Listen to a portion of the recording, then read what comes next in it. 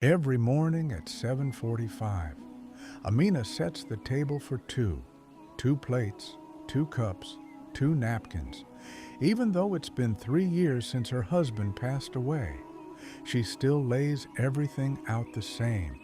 The second chair remains untouched but never empty in her heart. She doesn't do it out of habit. She does it out of love, out of memory, out of connection, because love doesn't leave when someone does. They used to sit there together every morning, side by side, sipping tea, reciting dua, speaking of little things and eternal ones. He once told her, "This life is just a rest stop, Amina. Don't unpack too much." And she laughed.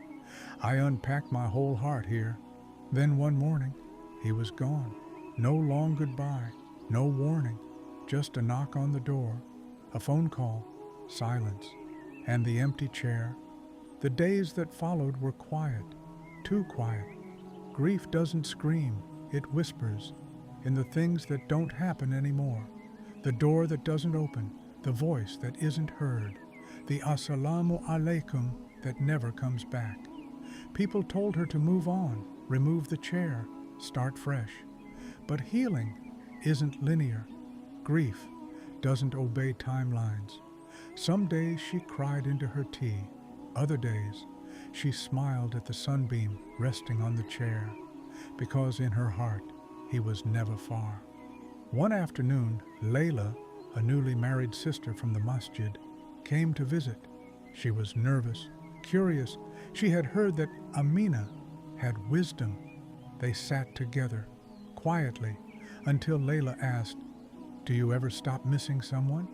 Amina looked at the chair, then back at her. "No," she said softly, "but you learn to live with the missing." She reached out, gently touching the back of the chair. Eventually, you realize it's not really empty. It's filled with dua, with love, with Allah's mercy. What we love for the sake of Allah is never truly gone.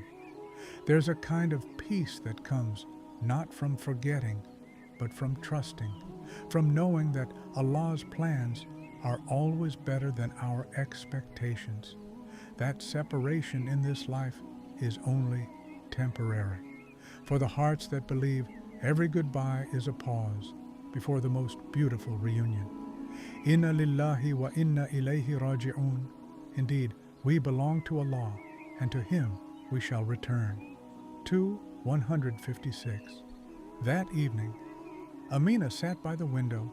She wrote a letter, folded it, placed it gently in a small wooden box, and she whispered, "Today, I didn't cry when I set your plate down. I smiled, because I know you're eating from a table far more beautiful than mine. We all carry empty chairs, places where someone used to sit, where love used to live. But the believer knows something beautiful. Nothing is truly lost with Allah. Not a tear, not a prayer, not a heartache. And what's gone from our lives is waiting in the next. Heal gently, trust deeply, love for the sake of Allah."